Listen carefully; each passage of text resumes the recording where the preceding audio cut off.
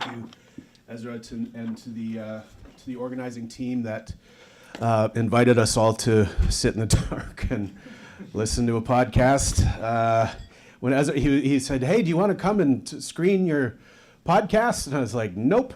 And and then he's like, "You should." And I said, "Okay, let's screen the podcast." And so we're going to screen the podcast. Welcome to Audio Politica. We're launching a new I'm now a part of Cinema Politica.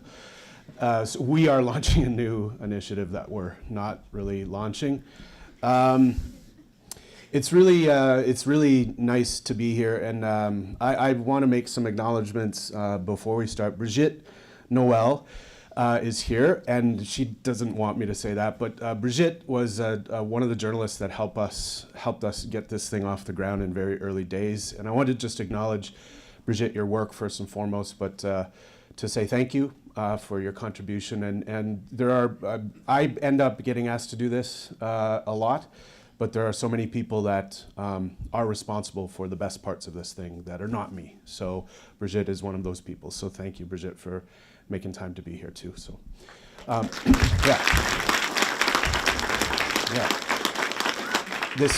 This project is definitely a team effort, and whatever you think of Jesse Brown, that was one laugh. That was just for you.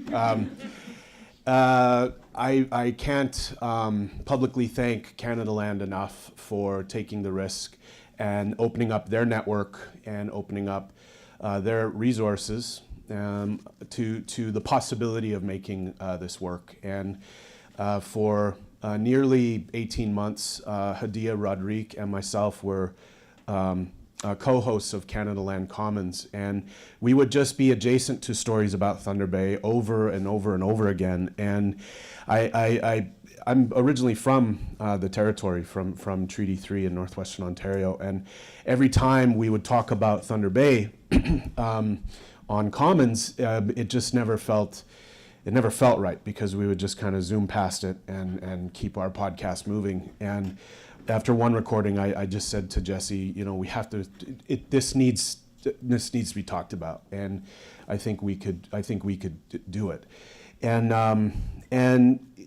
the pitch, if you will, that I made to CANADALAND was just that if we showed up, that there would be stories to tell, and that people would be very eager to share their stories and their experiences. And that was the only promise I could make, was that just because of the journalistic and the media landscape in Thunder Bay, that the journalists that were there just didn't have the time or the resources or the energy, frankly, to continue to dig into what was happening in their city. And I would like to also acknowledge the journalists in Thunder Bay that have been in Thunder Bay for a long time. Journalists like Jody Porter, Willow Fiddler, John Thompson, Jorge Barrera, and a whole host of others at the local CBC in Thunder Bay that have been trying to work on telling these stories. But as we know about the news cycle and the way our news works, is if Willow Fiddler has to file 3 stories a week on her own, and she's carrying her tripod out into the field on her own every day and setting up her own camera and running her own sound and then filing the story by 2:30 in the afternoon 3 times a week, she doesn't have the time or the energy or the spirit to let these stories breathe and dig in. And so when we arrived in Thunder Bay, the first thing we did was just met with everybody we could and talked to all of those journalists to seek permission to have a shared space. And I'm really touched by the way those partnerships went and by the way those resources were shared. And all of the journalists that we talked to in Thunder Bay were so relieved to have another microphone on the ground, if you will. And the rest is history. I won't talk too long. We do want to save a lot of time for conversation after. We've assembled some clips for you to listen to. I hope none of you have heard the podcast, because if you have, why are you here? But thanks for being here all the same. We are going to play some clips, and I'll come up and just provide a little bit of context about what you're about to hear. And then from there, we're going to have a conversation, and we would love to hear back from you. I've met a few of you before. It's nice to see some familiar faces, some faces from Thunder Bay, and so I really look forward to your comments as well. So thank you very much. We're going to prepare our first clip, which is the opening of the podcast, the first episode, the first handful of minutes from it. So enjoy.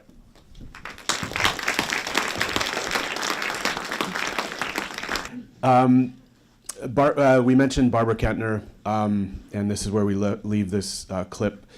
She died after being hit with a trailer hitch.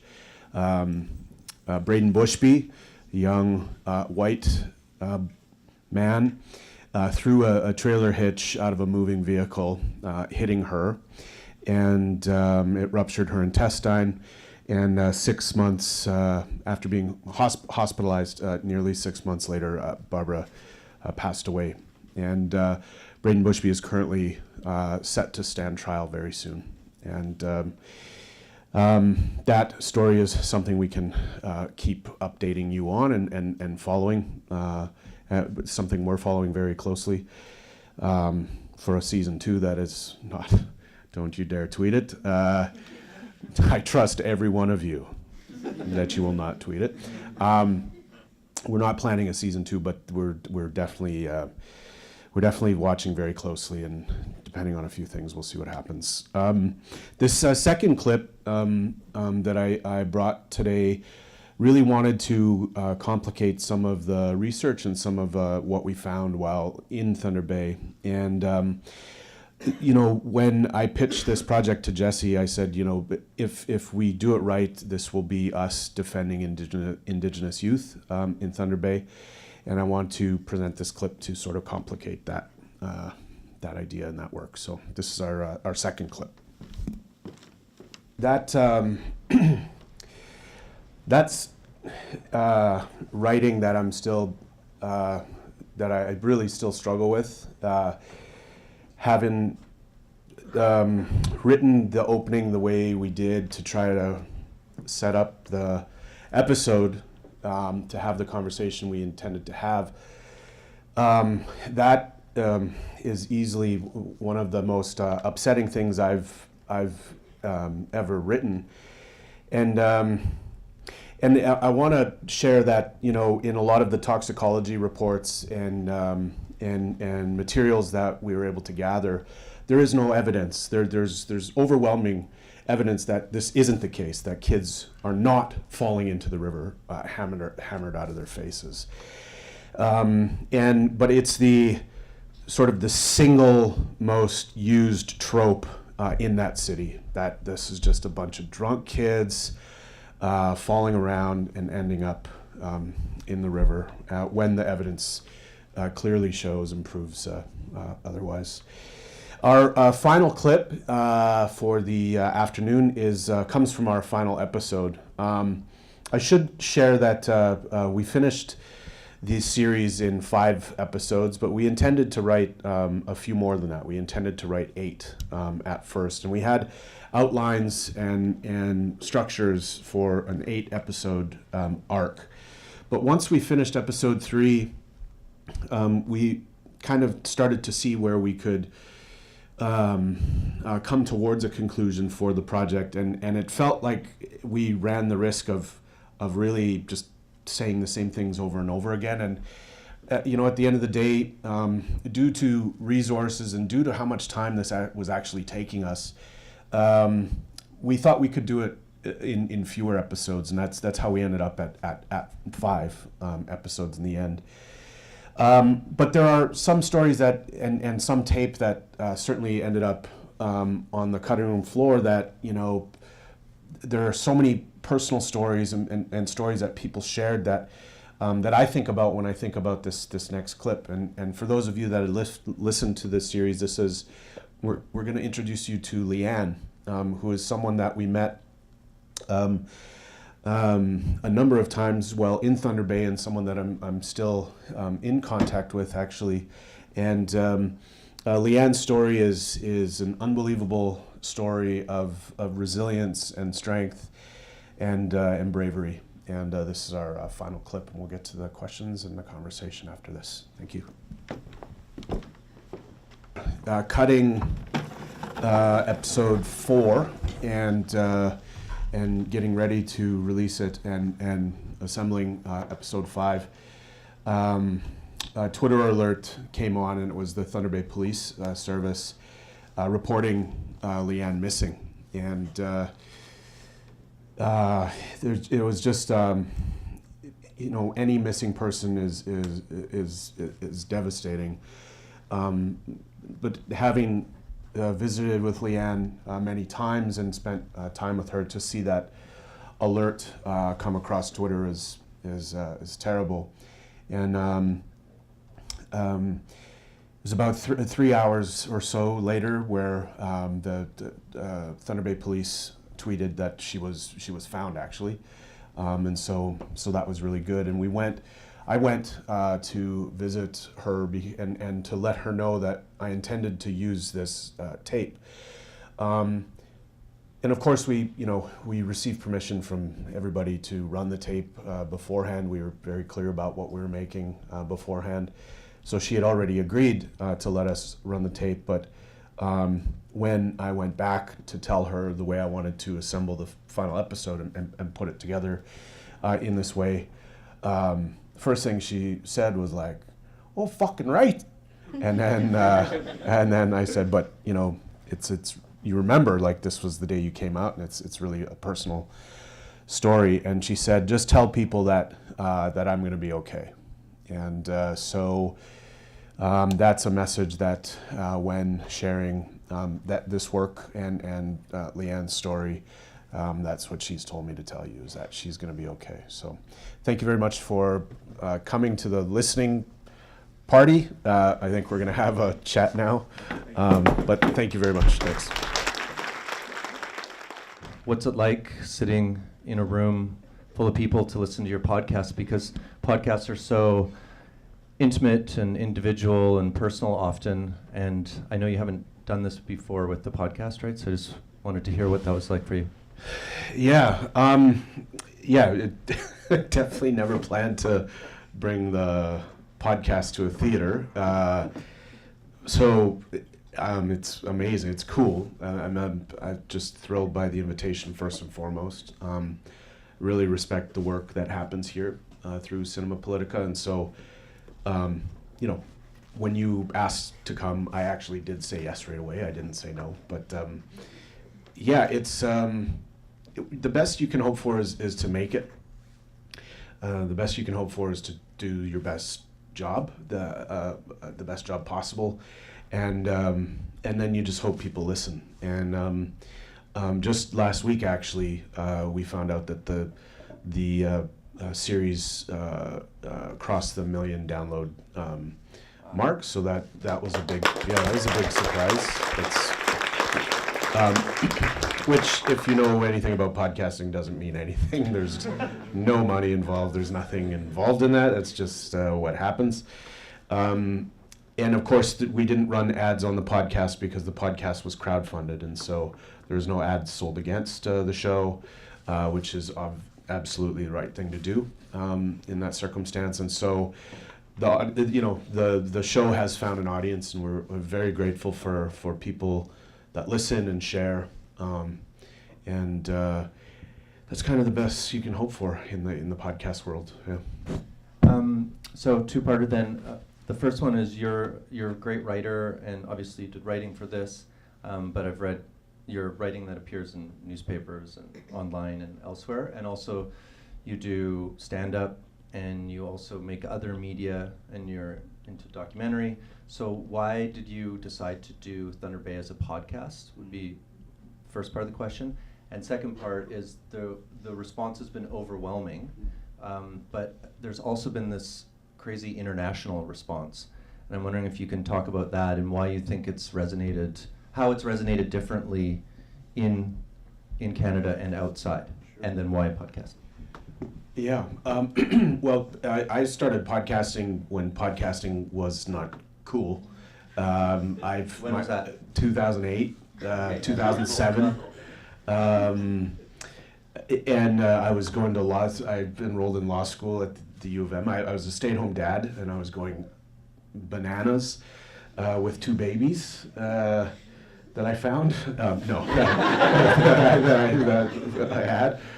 I didn't have them. They were mine. They were there. That's confirmed. Good. Yes, confirmed. Well, it's not confirmed, but should I confirm it? It's totally fine. We're totally. They're not twins. They're not. They're 2 years apart, and I had a bit of a panic, and I enrolled in law school at the U of M, University of Manitoba, and I bought a MacBook to write papers on, and then I was clicking around my first MacBook, and I discovered GarageBand, and I was like, I want to be in a GarageBand, and then it had a little purple podcasting button back then in GarageBand, and I hit it, and it opened up this thing, and then there was a big red record button. I hit that, and I didn't know what the fuck was happening, and I was like, hi, and I saw the meter moving, and I was like, I'm recording. This is me now, and that was 2007, and so I've been podcasting for a long time. I've had a number of projects that I've done, and then moved on to new projects, and I love audio. I love audio work, and it's cheaper than film. And frankly, when I pitched it to Jesse, it was just because I was in the podcasting space at the time. There's many conversations happening now about what else this project could be, but I think it works best as what it is, and I wouldn't necessarily change it. The second part of the question is the response. Our international downloads, we're at about a 50-50 split. So 50% of our downloads have come from Canada, and the other 50 are kind of split. Predominantly, it's being downloaded in the United States, but we're gaining a lot of traction in other Indigenous territories, actually. And we're hearing from people in Samiland and some of our Maori relatives in New Zealand that have found it, and we're being invited to bring this there. And podcasting hasn't really found its footing there yet in international Indigenous communities, and I think through the work that I do with my company, Indian and Cowboy, as an Indigenous podcast network, we definitely want to start bringing podcasting into other Indigenous communities, because radio is such an important component to our lives. And if you ever travel to an Indigenous community and visit an Indigenous household, the radio is always on. The radio's on, and they're watching TV. It's like, in case anything happens, they have the radio and Jeopardy's on. It's like, I can do 2 things at once. So radio is like the lifeline. It's, and that's why I've always loved audio work. And I think that podcasting for Indigenous communities, it can be a way to reclaim language. It can be a way to find your lost dog. It can be a way to sell fish, and it can be a way to, tell stories. So I just see so much potential in podcasting, and it's really, it's really an untapped medium for Indigenous communities, and there's so much we could do, and so much that I hope to do through podcasting. And following up to that, we were talking earlier about, in terms of storytelling, how you were saying there seems to be this reluctance in Canada to go laser focus. And with Thunder Bay, you zoomed in on one place and told interconnected stories about that place. And you were saying how you wish that happened more. And I'm wondering if you can talk about that, like why you think that doesn't happen more, and then also the impact of zooming in like that, because I know you frequently now go to Thunder Bay and get yelled at as a regular activity. So if you can talk about the response there, which I'm sure you anticipated would be good and bad.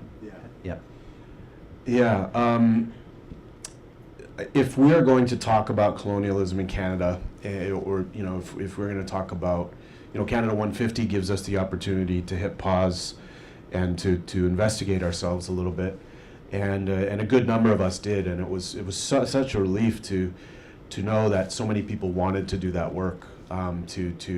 Not, I mean, you can go to Ottawa, you can eat the hot dogs, you can watch Sarah McLachlan sing her sad, sad songs, and paint your face red. You can do that, but there were so many people that didn't, and there were so many people that wanted to hit the pause button and go, who are we again, and what are we? If we're going to do that, then we have to get really good at being very specific, and we have to be very intentional and very purposeful about what we name it, what it looks like, what it sounds like, who's involved, and how we got there, most importantly. And so zooming way in on a city, this is what I think it sounds like.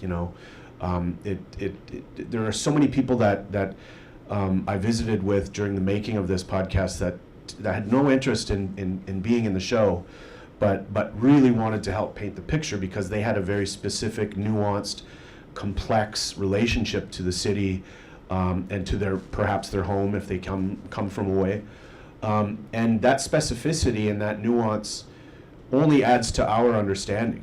And I think that if we can zoom way in on subjects and really have specific, complex, complicated, ugly, beautiful, and nuanced conversations about colonialism in Canada, we can take some of the blame off, right? We can take some of the release the pressure, release the valve a little bit so people aren't so defensive, and have a real truthful conversation. And so I think the more we do that, the better. We're hesitant to do that because when we make things, we have to think about selling it to international markets. And is Netflix going to buy this in the United States? And how are we going to make sure that if you're a broadcaster like the CBC buys your product, Joe Saskatchewan isn't going to write in hate mail to you and say, well, cancel this because it's anti-Canadian.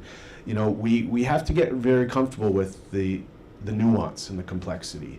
And so I want to encourage more storytelling to be that way.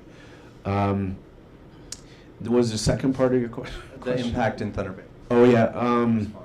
Yeah.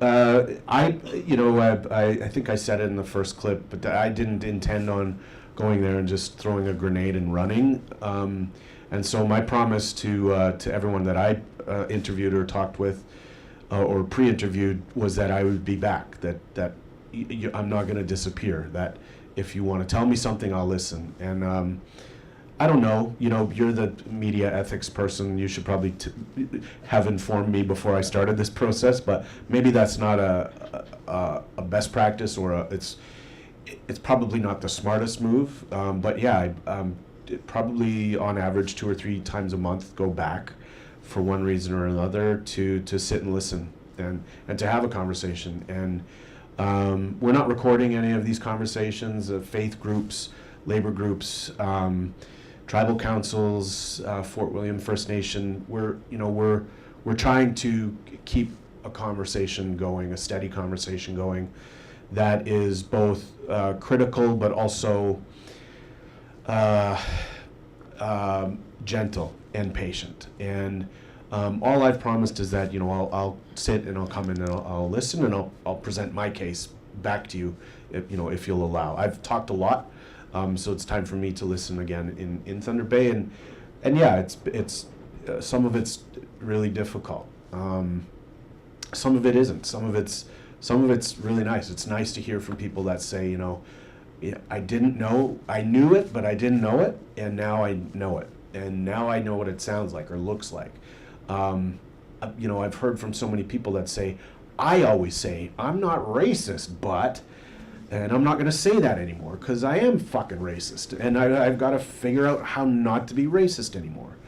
And then on the other end of the spectrum, people still, wanting to fist fight me and, telling me to never come back and fuck off. And both are okay. And I am okay with all of it. And I think as a documentary maker, there's a exchange that happens with your sources. There's an exchange that happens with the stories that you tell, and it's hard to shake them. It's hard to walk away from it. I don't know how to do that. So you know, with Leanne, I was with one of our producers late at night, and we were recording a river. And we were like, Jesse Brown was like, go get river sound. So we're like, yeah, okay. So we have a checklist. We're there for a certain amount of time. River sound. And so, you know, you get some stock audio of a river, Jesse, you know. He's like, no, we get river sound from Thunder Bay. Okay, I know, that's good. Yeah, so, yes, you could tell. Yes, it's a very specific river sound. But so when we went, that's when Leanne approached us the first time. She was sitting under the bridge, hanging out with this, or she was being followed by this gentleman, and yeah, and gentleman, yeah, well, maybe not a gentleman, this guy who and anyway, we were down there to get the sound, and the river was completely still, and there was just geese everywhere. I'm like, fuck. Do we check the list? Do we need geese sound? There's lots of geese, a lot of geese sounds. Geeses, mooses, mises, geese, just geese. So while there, you know, Leanne came up, and yeah, finding the chance to have the conversation with her, and you hear that audio. That's the first time we met. Inviting to drive her the 7 kilometers or so back to Detox that night. I don't know if that was the right thing to do. Bringing her to Tim Hortons, I don't know if that was the right thing to do. I probably was doing a lot of things that journalists might not do, but I definitely saw that she didn't want to be around that guy, so I just fucking got her out of there. And I think anybody would do that. But then that kind of led to this conversation, and ultimately you know, a bit of a friendship now. And so, you know, it's hard to shake those people. It's hard to shake those stories, and part of me, I think, doesn't want to. You know, I mean it when I say I'm pulling for the city. I mean it when I say I'm pulling for the people, and I don't have a choice to pull. You know, to not care, because the truth is, Indigenous youth are still dying there, right? People are still dying in that city. So it's hard to walk away from, and to, you know, to leave behind. And just last thing, what's your strategy for taking care of yourself? Because, you know, for instance, at Imaginative, the last edition, Tasha Hubbard gave a talk on basically PTSD from doing her film on Colton Bushy, and how media makers weigh into these really heavy topics and embody a lot of the trauma, and that we don't have mechanisms in the media making communities to actually help the makers through it. And I'm wondering if you've got because it must still be a heavy thing as a burden. Yeah, I don't know. I got to do an event with Connie Walker at Simon Fraser University in Vancouver in February, and we were both asked the question. We looked at each other and we're like, we're supposed to do something for ourselves? And I don't know how to. I don't, and that's just the truth. I don't know. The first thing I would say is I definitely knew what I was going to find there. That's why I told Jesse to do the project. That's why I brought it to CANADALAND. I already knew what we were going to find. I'm well acquainted with that kind of racism. I'm well acquainted with the impact of colonialism on our communities, the ongoing forms of colonialism, and the fallout from it. So it's not new to me in terms of subject matter, and I think part of me in self-care is being still connected there and contributing, and it makes me feel good to go back there. We're working with the regional multicultural youth council there to do some media training for the youth there. Journalism for Human Rights is there doing similar work. Fort William First Nation is starting a youth media initiative that I'm a part of, that CANADALAND will also be helping with. So that is self-care for me, is that we can continue to give back in ways that we can. My own personal self-care, I don't go to the gym. I should. I like food. The red wine's delicious. You get you get high once in a while to shake it off. You sleep. I don't know. These are not tips, by the way. This is not advice. But honestly, I do have a good support network and a family, and when I mean family, like a big extended family that I run things by. I had some elders that were advising me through the project, and again, because we took so long to start, and I had gone to Thunder Bay so many times before, I had built rapport with some people. And some people, it was very hard. Some people weren't showing up to meetings and things that we're scheduling, but the ones that were there were kind of interested in also being careful and working slow. And so it didn't feel like we were doing anything wrong. And so I'm proud of what we did and how we did it. And I think I definitely learned a lot. And I, for the most part, would probably do it again in the same way. Yeah. Okay, let's open it up to the audience. If you want to put up your hand, there's 2 microphones on either side. And in terms of doing it again, have you been approached to do a similar type of project in other communities? Yeah, I mean, if you could see the amount of email we got through CANADALAND's website and everything else, people going like, hey, if you think Thunder Bay is bad, come over here. And we have a running list of Canadian towns and cities that we could go hang out in with microphones. I mean, this event it's titled "The Cost of Colonialism," and there isn't a nook or cranny in this country that has escaped the ongoing, lingering effects of it. So, yeah.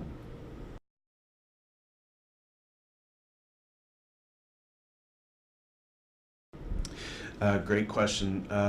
The first part is up until very recently, actually, the billeting process was just atrocious. There wasn't really a process. There was like a running list at the high school of people willing to bill it, and for decades, there wasn't necessarily a screening process, and they've developed one now.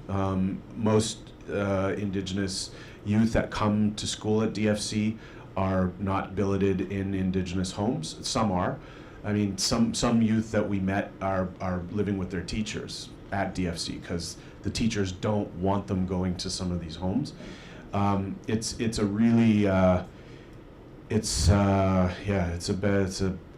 an ongoing situation that is being addressed, that needs to be addressed first and foremost by the communities where these young people are coming from, and DFC and the city. The second part of your question, in terms of the Friendship Center, some of the nonprofits that were more involved in the Indigenous community in Thunder Bay have been decimated through cuts and everything else. And when Kathleen Wynne was Premier of Ontario, some of this funding was starting to return and some of it was coming back. And in fact, people were so excited by Kathleen Wynne's government that some long-term planning and strategy was being done to build housing and a unit for young people at DFC. And we know how that's turned out. And so with the new government, I mean, this is an elder one time said, what is Canada's vision for itself? And I was like trying to come up with something smart. And I was like, I don't know. It's this pluralistic, multicultural. And he's like, no, they can't have a vision because every 4 years the vision changes. There is no vision for this country. And there is no vision for Ontario, and there is no vision for Thunder Bay, because every couple of years we get a reset button. And so the priorities change, the funding formulas change, and this is what has happened there. Most frustratingly, our first trip to Thunder Bay, when we ended up at DFC, we look across the field and we see these pillars being driven into the ground by these huge cranes, and we thought, DFC's getting a new school. How did we miss they're building the new school they need. There's asbestos in DFC where these kids go to school. It's an old, crumbling school. And we were so excited. We sat down with the principal and he said, "You've not announced your new school. What the hell?" You know, she goes, "Oh, that's not ours. That's a Catholic school. It's a elementary school." And no problem finding that money.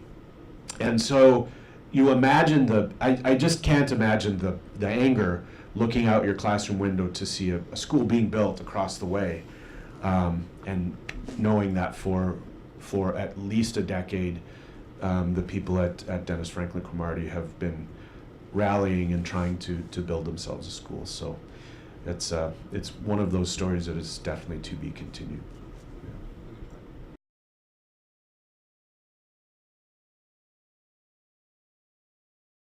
Yeah, I think in terms of models, I think Pelican's model is better, and I think given the circumstances, it's probably the best you could do. We certainly, when I visited Pelican, heard from a lot of young people there that they love their school. They don't leave their school. They're there till like 9:30 at night, all the time doing things, and so things are, I think, markedly better there in that way. But I still think, in my opinion, schools need to be built in communities. It's a treaty promise. It's a non-starter for me, for whatever that's worth. Kids have to leave their homes to go somewhere else to go to school, and in this country, I don't understand it. So. What do high schools look like in these communities? I don't know. They don't have to look like these giant high schools we see in urban centers. They could be anything we want. We have to be brave enough to imagine ourselves outside of the system first, and then decide which parts of the system we want to draw into our own education systems, and take the good stuff and leave the bad. And if we aren't reimagining these institutions for ourselves, then I just fear that we're going to continue to send kids away. And I guess that's where I would leave my comments without really, I don't live there, I'm not from there, and so I guess that's as far as I'd be willing to kind of speak to that. But I think I know Pelican as a model is very, very good in response to their needs. Yeah.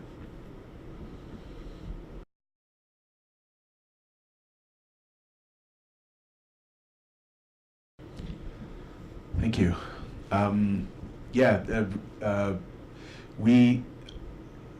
I went to Thunder Bay many times, and just decided it's a long drive. It's 8 hours from Winnipeg, so you have a lot, and you run out of music on your iPod, and there's only so much CCR to go around. You know what I'm saying? and I'd be so embarrassed if I lost my iPod. And you looked into it to see whose email it is, like, this is Ryan McMahon's iPod. I'd be fucking devastated. There's so much bad music on that thing.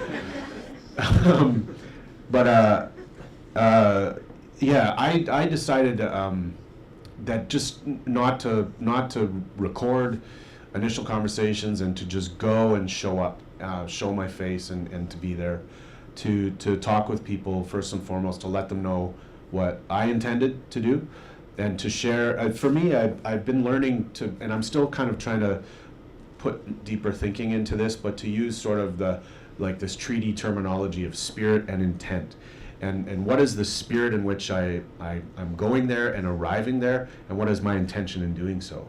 And that has been a really helpful process for me to think about how to make this work. And so if I'm going there in good spirit and I have good intentions, then I think I'll be okay.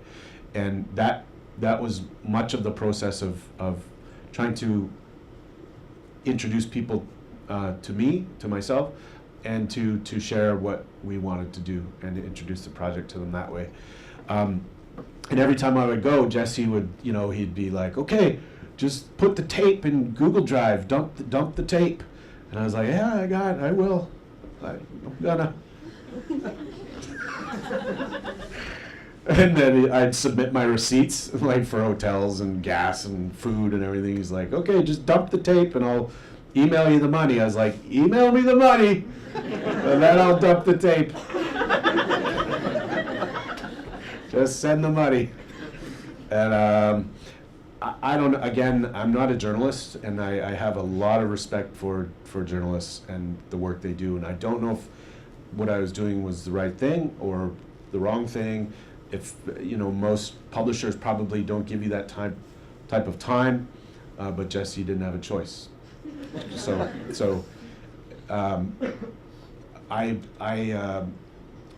again, would do it that way. You know, if given the chance to do a project like this again, I would definitely do it that way. The current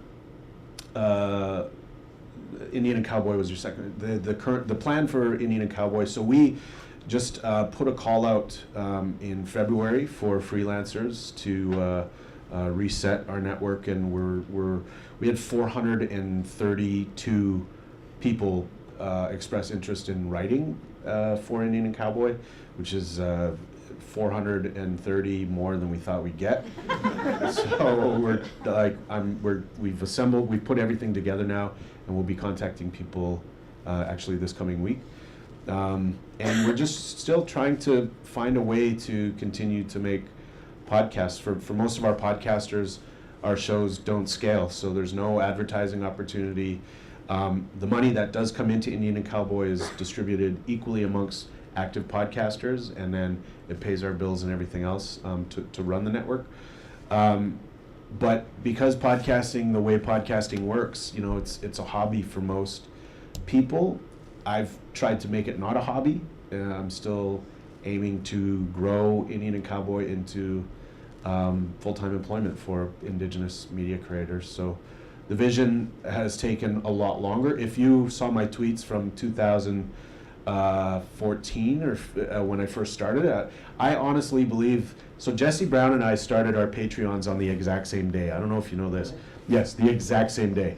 I like put a thing out on Twitter at like 9 in the morning. His was like 9:22 in the morning. And the rest is history, that fucking guy. But I honestly believe, like I set our tiers up and I was like, I honestly believe that we're gonna reach this $5,000 level per month. And in that original offering, we would have 2 people that would work part-time to run this thing. And I thought that's a wrap, that we were gonna do it. And then from there, like our next tier was $10,000 a month support through Patreon. We've never reached $2,500 in support. So we're still slowly growing. Everything's trending up. When we do publish work, our metrics are very, very good. People are very interested. We just need more people wanting to do it, frankly. So to be continued.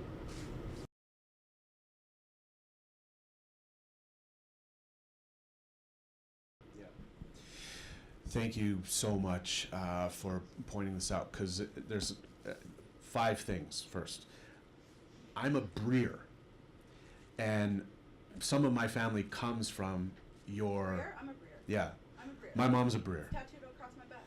What up? Sis, what up? I need to borrow $20. I need your address. This is the most native thing ever, by the way.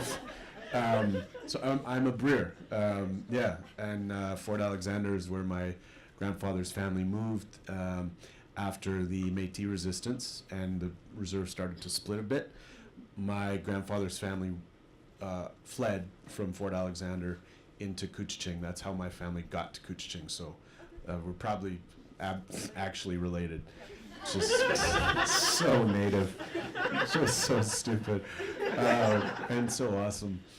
The second thing, yeah, Treaty 1 territory is a really special place and a really, again, complicated place and difficult place. And what I always say about your question is, we can talk smart and sound good, and like we woke up at some point in our life to realize that we wanted to change things and do things better.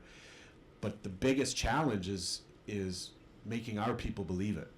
And so there's and that's a very specific job that needs to, I think, come from love. And when I think about like decolonization, or in the Ojibwe language, we would probably call it biskabiying, which is a word that talks about looking back in order to look forward and to move forward in good spirit.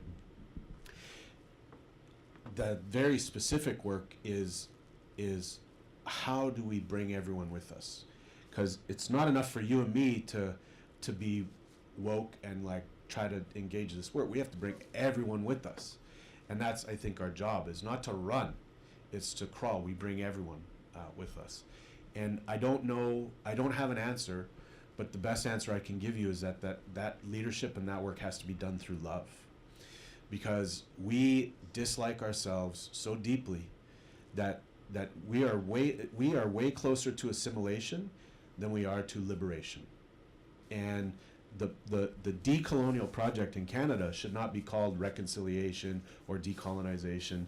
The goal of this country, I think, should be just Indigenous liberation. We should be free in our homelands.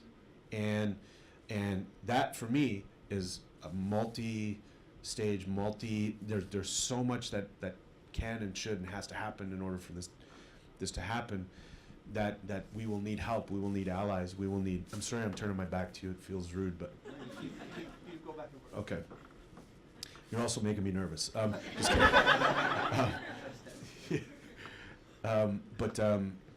That for me, the best thing we can do is not get mad at those that don't see the world the way we do, or want to see the world we do, but just keep expressing love. And this is it's a hard thing to say, because also I get really upset at our people. You know, I get really frustrated and angry. But we have to remain in a constant state of good health and mind through love. Because when we think about what was targeted 150 years ago through the residential school project, it was love. It was to break that in our families for good. And there's no more cowardly act in the world than targeting children. And why do we have problems loving each other? We don't know how. And so the more we can live through love, the better.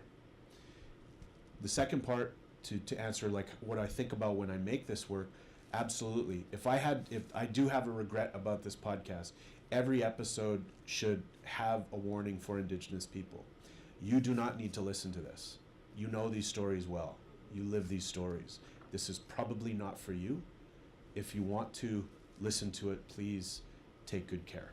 I wish we did that, and we didn't, because this work was not for Indigenous people.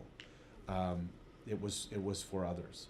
The one thing, mentioning Indian and Cowboy, the one thing we've absolutely failed at on Indian and Cowboy is making work for ourselves, making work that celebrates ourselves, like our humor, our culturally what makes us unique. We're so focused on decolonizing everything that's where our work lives, and I think that's okay up to a point.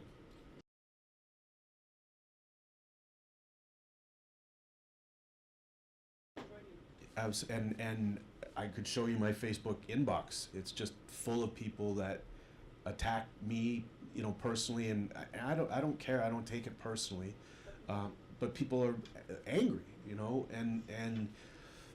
and what I try to remind each other, especially on the reserve in my community at Couchiching, when we fight and squabble and we're at each other, I remind each other we're not mad at each other. We're mad at the system. We're mad at the Indian Act. We're mad at colonialism. We're family. We're not mad at each other. And that goes back to the naming, right? The pinpointing, the nuance and complexity of these stories to say this is exactly why we are here. And we have to be brave to name those things, and we have to be willing to, again, find a way to live through love in order to do that. And so I wish you well, and it's really nice to meet you. Yeah, it's cool. Miigwech. Oh.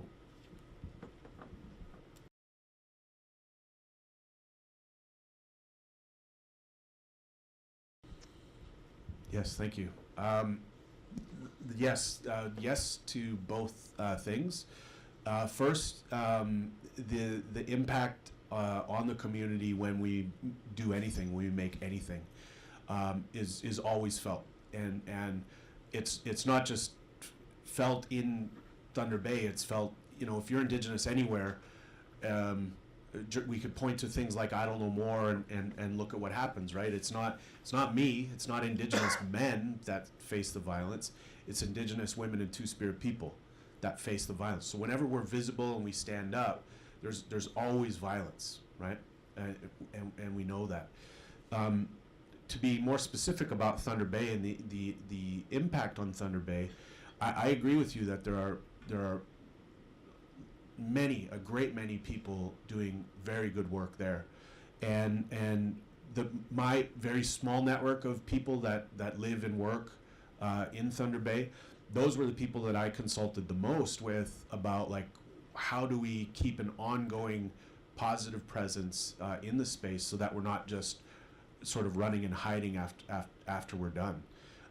It's always a consideration, the impact of the work that you're going to do. In this specific case, in a documentary about a specific place, it's first and foremost, and that's why, for me, we worked so hard to be connected to people that could advise us in that way. The second part of your question, I hope that's okay for an answer. We could talk after too if it's not, or if you want more, I could try to articulate a bit more. The second part of your question, yeah, there are positive stories in Thunder Bay. We are doing a supplementary something. I don't know if it's 1 or 2 episodes of something that will both do updates on some of the stories, and we'll hear from some of the people, but also working with people in Thunder Bay that are continuing to do good, positive work there. And again, that's why I've committed to working with some groups in Thunder Bay to do media training and other things, because the work that they want to do, they want to tell that story themselves, and I think what we could do is be an amplifier of that work. So, yeah, thanks.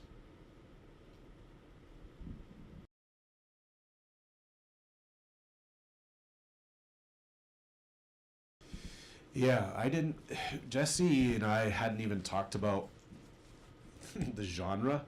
I was just like, it's a documentary, that's what it is. But then when the artwork, when all of a sudden there was artwork, there was a bunch of like different options.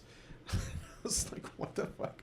What is this? And I was furious. When I saw the draft with the former mayor Keith Hobbs and the blood splatter, and I was just like, this is bullshit. First, this is not what I signed up for, and second of all, there's no blood. Like, why is the blood? Why blood? And third of all, it's like, go just as an exercise, if you don't believe me, go to Apple Podcasts, go to the true crime subgenre, and just look at the artwork. It's all black and red, all of it. I'm like, oh great, so we're just another podcast with black and red artwork.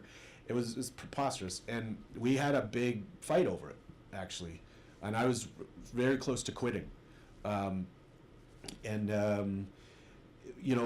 When cooler heads prevailed, it was clear that in fact what we were talking about was crime. We and the stories that we wanted to really highlight to connect these things together all had to do with crime, and the fact that the inquiry didn't solve or get closer to solving these cases where there are still lingering questions, that it fits in the genre. And so he won, he got his way, and he was right, and I'm still uncomfortable with it. If you could see my email from true crime fans, it's so weird, and people going like, well, there's blood on the cover, and no, there's no blood, there's no gunshots, stabbings. Like, yeah, You're right. There are. Yeah, I don't know. Stop emailing me. You know. Fuck. So it's. But if you look at Justin Ling's work right now with Uncover, and he, you know, true crime and subverting the genre. He's having a very real conversation about the way the village in Toronto has been ignored by police, and and if you know if you go, well, hey, you want to listen to a podcast about social justice warriorism, people go nope. Then 100 people go yep, but if you take a different door and present it in this way, for whatever reason, we've found 1 million people that have listened to it. So Connie Walker's work, of course, her 2 seasons of Missing and Murdered, completely subverting the true crime genre to talk about things like child welfare and the 60s Scoop and missing and murdered Indigenous women. And so there's something to subverting the genre. I actually just pitched this to CBC Ideas, and they turned it down, but so if anyone wants to help me produce this, subverting the genre, I think is a smart move for whatever it's worth. But it's true crime is, I don't listen to it, so it's one of those kind of uneasy things. Yeah.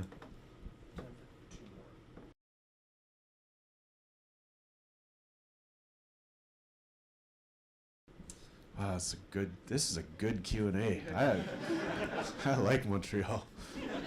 Most is like, what kind of microphones do you use? How much did it cost for you to make this?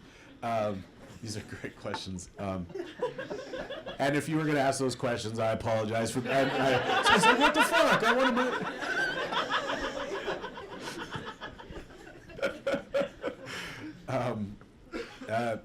I think for me, the best takeaway for me about the process of making Thunder Bay is sometimes you just have to let people talk, and let's take a guess that through 5 episodes of the podcast you hear 30 voices. We have nearly 200 voices on tape. We have a lot of voices on tape, and a lot of people wanted to talk, and we have a huge number of people going, well, I'm not racist, but like we have so much of that. People go, oh yeah, you only had a couple examples and then you played those. No, we have lots. We have too much tape, and sometimes what you find is when you let people talk, they surprise themselves and they learn something about themselves, or they discover perhaps something new, because they're in a conversation that they weren't expecting, or that they weren't that they haven't had. And for us, with working with Indigenous youth on this, and interviewing the youth that we did, they all wanted to be on the record. There was a couple that were sort of more street involved that couldn't be for their own safety, but for the most part, they were all like, yeah, use my name, whatever, but you need a picture, I'll take a selfie. It was like, and they just wanted to be heard. And there's something really powerful about providing a platform for people to be heard. But when you do that, you have to be really careful about, like, well, whose voices are we privileging here? And I think part of the failure of Canadian media is that we got really comfortable with certain voices in this country. And I hate to pick on the guy, and it always seems like I am, but someone like Joseph Boyden, who Canada got really comfortable hearing from, because it was a specific type of soft message that would land with the right Canadians, right? And then that becomes the voice. And he's speaking on missing and murdered Indigenous women. And he doesn't have any Indigenous women in his family.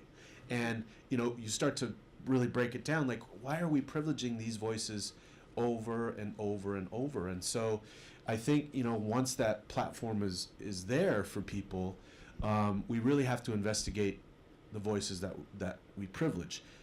The privilege I have of being white-coated, right? Straight, able-bodied, university-educated. The privilege I have that when I walk into a room over like a dark-skinned, braid-toting, cheekbone having Native man next to me, I mean, we have to call it that.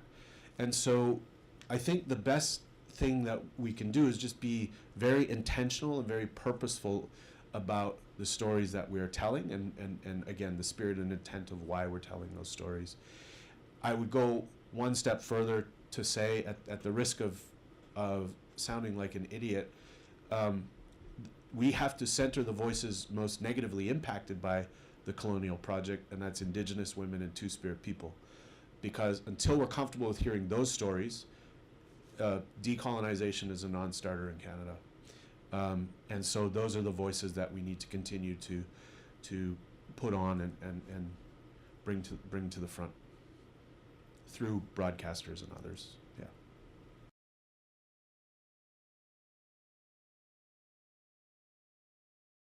Yeah.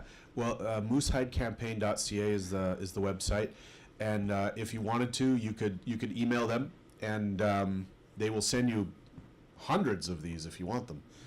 And there's postcards that they come on, and the pin is inside, pinned to the postcard, and you can hand them out and start a conversation with people. The Moosehide campaign is a campaign to stop violence against women. It was started by Paul and Lacerte and his daughter Raven. Raven had the idea to make these pins and to start to speak out about violence against women. And it's a number of years old. I want to say 4, maybe 5 years old. Slowly picking up speed, and it's for some people somewhat controversial. Paul is has taken this to corporate Canada. He's taken it to the RCMP. He's taken it to places where there is still a lot of violence being perpetrated from the top down against Indigenous people. So Paul has been told, like, you got to pump the brakes on, think critically about what you're doing. But by and far, it's a very positive campaign that anyone can be involved in, namely men. They do an annual fast every February, and a number of other events around Canada. I can't really speak to Quebec. I've been involved with the Moosehide campaign since the start.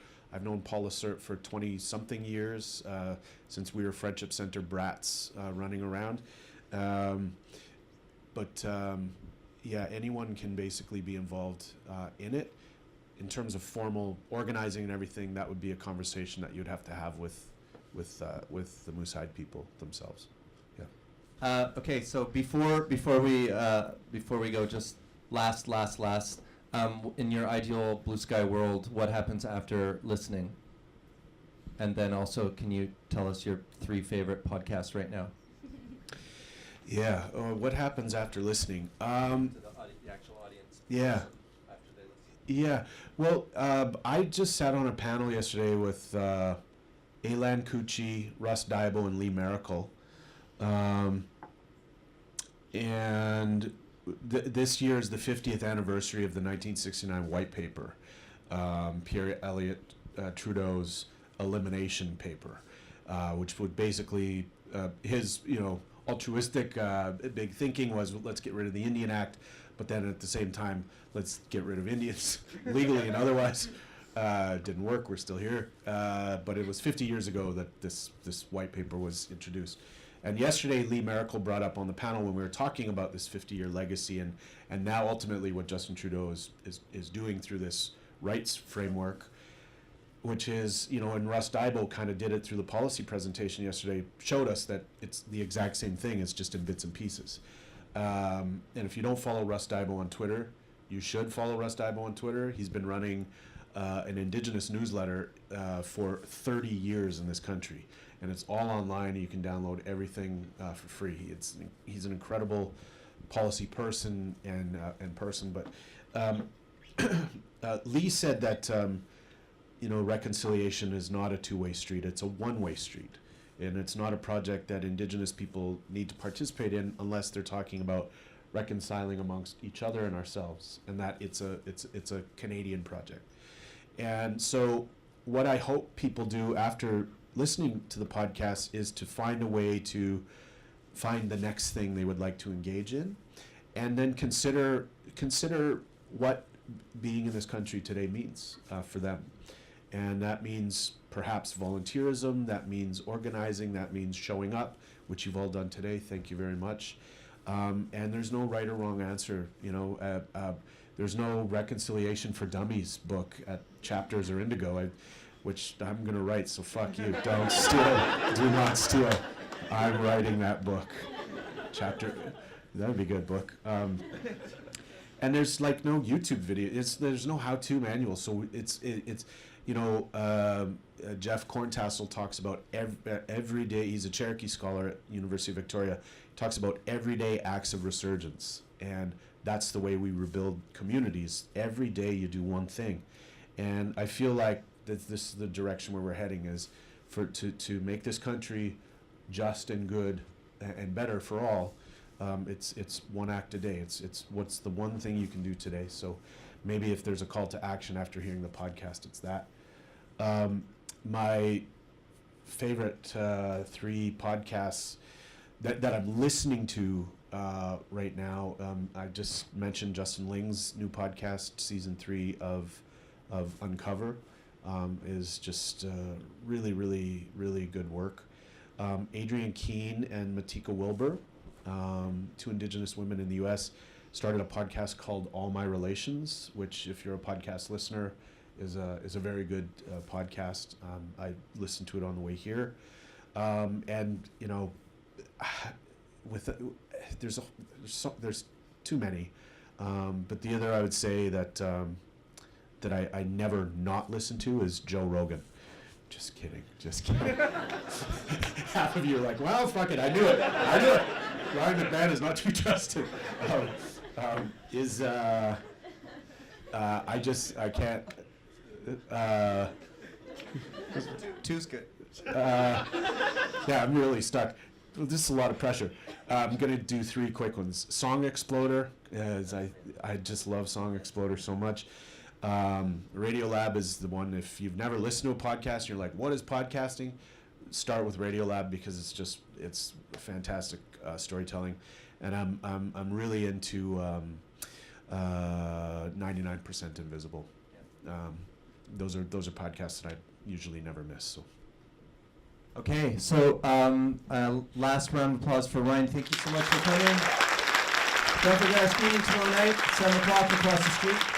And thank you, Ryan, so much.